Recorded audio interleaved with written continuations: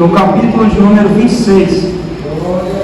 Deus abençoe a toda a igreja de Cristo Jesus. Aleluia. Louvado é o nome do Senhor. Mateus capítulo de número 26. A partir do verso de número 47. E estando ele ali para falar, eis que chegou Judas, um dos 12, e com ele grande multidão com espadas e porretes, vinda da parte dos príncipes, dos sacerdotes e dos anciãos do povo. E o traidor tinha-lhes dado um sinal, dizendo: o que eu beijar é esse, prendei-o. E logo aproximando-se de Jesus, disse: eu te saúdo, Rabi, e o beijou. Jesus, porém, lhe disse: amigo, a que vieste? Então, aproximando-se eles, lançaram o nome de Jesus e o prenderam. Amém, igreja? Só esse versículo, pode ser. Aleluia. Aleluia. Meus irmãos, louvado é o nome do Senhor Jesus. Toda honra e toda glória pertence somente ao Rei dos Reis, Senhor dos Senhores, o Senhor Jesus Cristo. Que toda a igreja está reunida aqui somente por causa dele. Ele nos deu a liberdade de estarmos aqui nessa noite. Graças a ele, o Senhor Jesus Cristo. O texto que eu li, irmão, nessa noite, um texto conhecido pela igreja, essa passagem, e aqui eu quero fazer uma meditação. Primeiramente, Jesus aqui é o objetivo principal. Por que nós estamos aqui? Estamos aqui por causa de Jesus. Mas meditando aqui nessa palavra, trazer uma mensagem aqui para nós refletirmos um pouco sobre o que aconteceu naqueles dias, antes de Jesus ser traído e ser entregue aos pecadores ali. Jesus estava naquele ambiente, naquele local, e Judas Iscariotes se aproximou de Jesus. Nós vamos falar um pouco aqui sobre Judas Iscariotes. É uma mensagem assim que muitos não pregam essa mensagem. Então é que falar de Judas Iscariote, então é que falar de Judas Iscariote parece ser uma coisa abominável demais, né? Judas o traidor. Mas falando de Judas Iscariote, de Jesus ao mesmo tempo, queremos expressar aqui o que aconteceu naqueles dias, e talvez muitos de nós aqui vamos pegar nós mesmos e vamos se comparar com o que nós fazemos, a semelhança do que Judas fez naquela época. Jesus escolheu 12 discípulos, cada um deles tinha um temperamento diferente do outro, cada um deles era de uma maneira, cada um deles, e cada um deles era especial para Jesus, até mesmo Judas Iscariote. Judas Iscariote não era pior do que os outros, não era menor do que os outros. Como eu disse, para Jesus, todos eles eram especiais para Jesus Cristo. Jesus escolheu eles a dedo, a oração, escolheu eles ali porque Jesus via neles algo que os outros homens não viam. Ninguém dava nada por eles, mas Jesus olhou e disse: é esses aí que eu vim escolher para serem meus discípulos. E Jesus escolheu eles a dedo, até mesmo Judas Iscariote, para que se cumprisse a profecia através de Judas Iscariote. Mas falando aqui um pouco sobre esse homem, o que aconteceu com esse homem, meu irmão?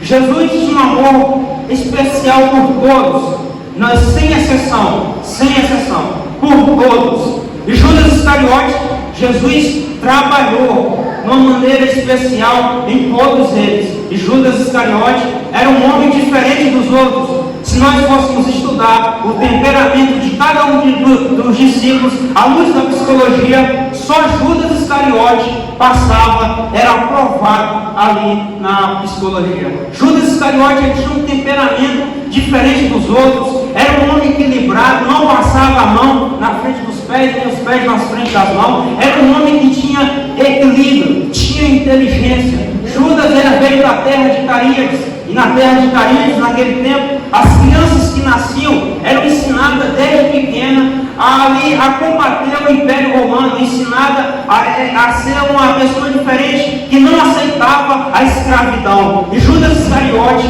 era um desses homens, não aceitava a escravidão de Israel, ali debaixo do poder dos romanos. E todo o tempo Judas Iscariote, ouvindo aquelas coisas de seus pais, ensinando ele, desde criança, Judas Iscariote Iscariote tinha no seu coração a esperança de que em breve o Messias prometido viria para libertar Israel da escravidão ali dos romanos. Por isso Judas Iscariote, quando ele começou a andar em Jerusalém e ouviu falar de um homem, esse homem não é normal, esse homem é diferenciado, esse homem é diferente dos outros homens. Ouviu falar de um homem que aonde ele passava deixava coisas extraordinárias, aonde ele passava curava pessoas, aonde ele passava mortos ressuscitavam, por paralíticos voltavam a andar, cegos viam e mudos ouviam. Esse homem não era um homem normal. E Judas Iscariote, ao ouvir falar de Jesus, ele se aproximou de Jesus porque viu nele o Messias, viu nele um homem que em breve libertaria Israel da mão dos romanos, porque uma multidão acompanhava Jesus. Ele disse: é esse homem aí que eu devo seguir, porque é ele que vai libertar Israel. Só que Judas olhou para Jesus e pensou de uma maneira diferente. Jesus não ia libertar Israel da escravidão dos romanos, mas de uma libertação espiritual. Judas Iscariote se aproximou de Jesus, começou a andar com Jesus, até fazia milagres no nome de Jesus. Você pensa que Judas não fazia milagres no nome de Jesus, não? Expulsava demônios no nome de Jesus. Foi escolhido, tem poder, tem autoridade. Começou a andar com Jesus e a aprender coisas diferentes. Só que ele não foi igual João e Tiago. Tinha um temperamento desequilibrado, aprenderam a ser mansos, humildes. Judas não aprendeu. Judas andava ao lado de Jesus, via tudo o que ele falava, e ia ali, ele observava. Mas ali, observando Jesus, ao passar de um tempo, Jesus começou a dizer: o meu reino não é deste mundo. Ele começou a dizer: eu vou a Jerusalém, serei entregue nas mãos dos pecadores, serei morto, vou ser sepultado e ao terceiro dia vou ressuscitar. Judas não entendeu essa parte, ele só entendeu que ele ia ser entregue aos pecadores e ele morreria. Ele viu em Jesus o Messias, mas quando Jesus começou a dizer: o meu reino não é deste mundo, Judas ali começou a ter uma decepção pelo mestre. Ele começou a olhar para Jesus e viu nele só um homem. Se decepcionou com Jesus naquele momento, porque Jesus começou a dizer: o meu reino não é deste mundo. Começou a dizer: aquele que quiser ser o maior no reino de Deus tem que ser o menor, aquele que quiser ser o maior tem que servir. Esse será o maior. Ele começou a ver uma decepção, começou a decepcionar com Jesus ali, e ele arruma uma armadilha para Jesus. Ele dá lugar a Satanás, dá lugar ao demônio. Jesus certa vez multiplicou pães e peixes para a multidão, e de repente a multidão começou a seguir Jesus somente pelos milagres que ele fazia. Então Jesus começou a pregar um sermão duro para aquelas pessoas, palavras espirituais que elas não conseguiam entender, e elas começaram a dizer: duro é este sermão, quem suportará isso? E Jesus disse: se vocês quiserem ir embora, vai. A porta está aberta, vai para onde vocês quiserem. E de um por um começaram a se retirar e ir embora. De repente Jesus olhou e viu todos os discípulos e perguntou: vocês não querem se retirar e ir embora? E Pedro respondeu: para onde iremos nós, Senhor? Se só tu tens as palavras de vida eterna. Para onde iremos nós? Tu és o Cristo, Filho de Deus. Jesus ficou feliz. Mas ao mesmo tempo ele disse para eles: não escolhi vocês todos, os 12? Mas eu digo que um de vós é um diabo. Um de vós é um diabo. Judas Iscariote. Mas por que Judas era um diabo? A Bíblia diz que o diabo é o pai da mentira. O diabo se fez uma rebelião contra Deus, foi orgulhoso, queria tomar o trono de Deus. Judas Iscariote tinha todas essas semelhanças com o diabo. Mentiroso, orgulhoso, vaidoso, tudo isso ele tinha. Dava lugar a Satanás.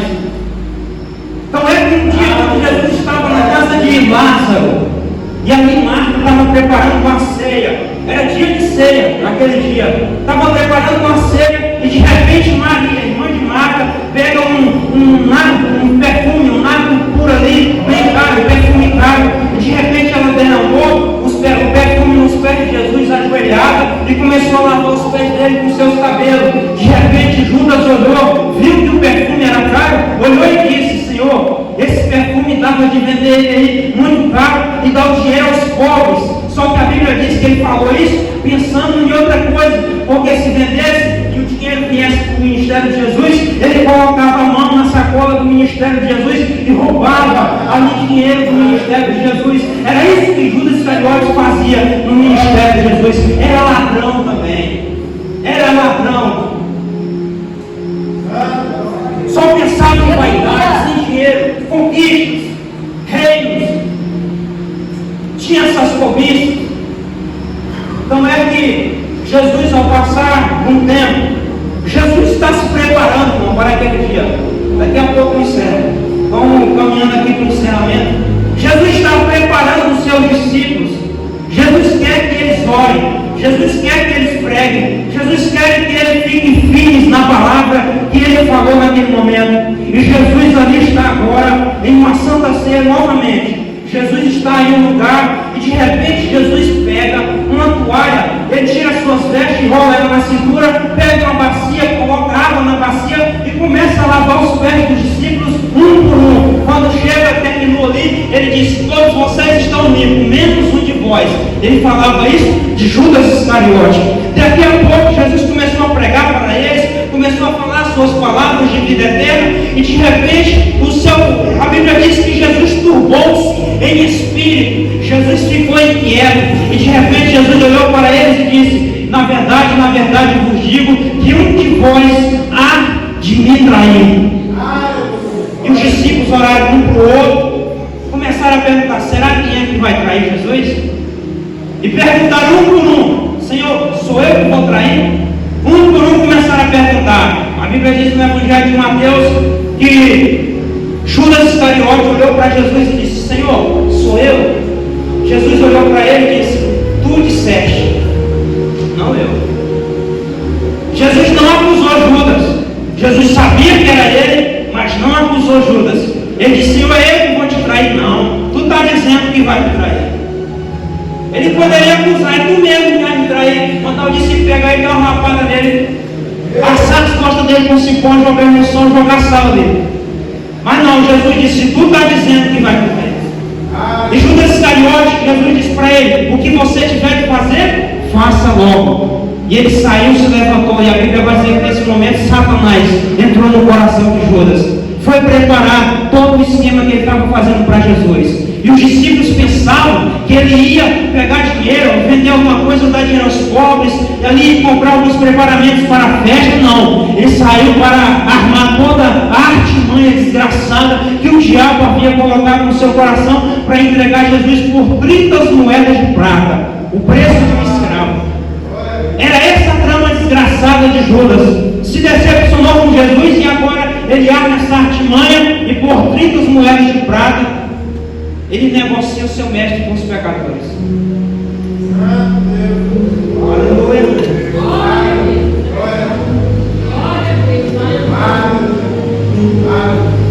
Negociou Jesus por 30 moedas de prata. E ele foi preparar o esquema. Enquanto isso, Jesus se preparando com os outros 11. Vamos lá para o jardim. Enquanto eles estão lá, Jesus pede para os discípulos orarem junto com ele. Meus filhos, olhem aqui comigo, porque Jesus havia dito para ele: eu estou angustiado, o meu espírito está se comovendo dentro de mim, eu estou angustiado até a morte. Olhem aqui comigo. Jesus precisava ali naquele momento de amigos para orarem. Eles saem para orar num lugar mais distante dos outros e eles estão lá orando. Mas quando Jesus volta, estão dormindo. Jesus acorda eles e diz: não pudeste vigiar nem um pouquinho? Orem mais, orem mais. Jesus precisava de oração naquele momento. Imagine o mestre dos mestres, rei dos reis, senhor dos senhores, está pedindo oração para os seus discípulos angustiados. A Bíblia diz que ele chega a suar gotas de sangue. Se formos estudar isso, se formos estudar um pouco isso, nós vamos entender, irmão, que Jesus, ele quase morre naquele momento. Quase morre. Mas como ele era Deus, conhecia bem as coisas, Jesus se equilibra. Jesus está angustiado, olha para o céu e diz: Pai, se for possível, afasta de mexicanos. Jesus parece se calar, olha para baixo, volta a orar. Aí de repente Jesus tem outra atitude: Senhor, porém não seja feito o que eu quero, mais do que tu queres. E ele se levanta daquele lugar como um super-homem. Ali vai aos discípulos e diz: levante, chegou a hora. E de repente lá está, o traidor está vindo. E lá vem Judas Iscariote. E Judas Iscariote se aproxima de Jesus com os pecadores, aquela multidão armada ali, parecendo que vinha prender um bandido. E vem, e ele deu um sinal para os pecadores: aquele a quem eu beijar é esse, prendei. E ele vai, saúda Jesus: Rabi, mestre, e dá um beijo no rosto de Jesus. E Jesus, irmão, em vez de revoltar ali, dá um tapa na cara dele, uma murrada, diz: se pega eles aí. Não, Jesus pega, faz diferente, uma coisa que nenhum de nós faria. Se fosse nós, sabendo que Judas ia fazer por nós, irmão, o que a gente era capaz de fazer? Jesus não. Judas traiu Jesus, deu um beijo no rosto dele, ainda com a maior hipocrisia. Jesus pegou na mão dele e disse: amigo, amigo, a que vieste? Aquela palavra que Jesus disse, irmão, quebrou todo o coração de Judas, que estava endurecido. Amigo, a que vieste? Só nessa passagem, irmão, a gente entende: todos eles eram especiais para Jesus Cristo. E aqui eu libero essa palavra: todos vocês, todos vocês são especiais para Jesus Cristo. Jesus não quer perder nenhum de nós, ninguém, irmão. Nós acusamos Judas, traidor, maligno, tudo, mas Jesus não queria perder Judas. Pegou na mão deles: amigo, eu não quero perder você. Era uma maneira de dizer: Judas, espere 3 dias. 3 dias apenas. Estou te dando uma nova oportunidade. Se Judas estivesse esperado 3 dias, 3 dias, às vezes, irmão, falta só isso, esperar. Às vezes é questão de 3 dias. Judas não esperou, saiu dali, se arrependeu. Ele foi a voltar, tentar voltar atrás, entregar as moedas aos pecadores: liberte meu mestre. E eles disseram: não há mais volta, ele vai ser julgado, vai ali ser condenado, não há mais volta. Judas pegou aquelas moedas, rebolou no chão, saiu, e a Bíblia diz que ele foi se enforcar. Enquanto ele foi se enforcar, a Bíblia diz no livro de Atos que ele, quando ele estava enforcado, eu não sei se foi o galho que quebrou, foi a corda, quando ele caiu, abriu isso aqui tudo dele, ele morreu na hora. Mas se ele tivesse esperado 3 dias, diferente do outro, o outro negou, mas esperou 3 dias. Judas era mais corajoso do que Pedro, era equilibrado, mas era mais corajoso. Pedro não teve coragem de se matar, mas Judas foi lá e se matou, irmão, porque não esperou. Jesus deu uma oportunidade: amigo, mesmo você me traindo, te dou o privilégio de você se arrepender, esperar 3 dias até que eu ressuscite. Era uma maneira de dizer: livre do que eu disse, vou morrer, mas vou ressuscitar de novo, e aqueles que crerem vão se ressuscitar, vão ser arrebatados também, vão ser arrebatados na minha volta quando eu vier novamente. Espere, Judas, mas ele não lembrou das palavras dele. Espere 3 dias. Só 3 dias. A Bíblia diz, irmão, daqui a pouco vai ser lido o texto aqui para a Santa Ceia, 1 Coríntios 11. A Bíblia diz que Jesus, irmão, na noite em que foi traído, pegou o pão e deu graças. Na noite da traição, Jesus deu graça. Na noite que foi traído, Jesus não reclamou ao Pai, não. Jesus deu graças a Deus, deu graças, porque ele estava olhando lá na frente: vai ser diferente, vai ter um resultado. Olha o resultado aqui na minha frente, olha o resultado aqui na minha frente, olha o resultado.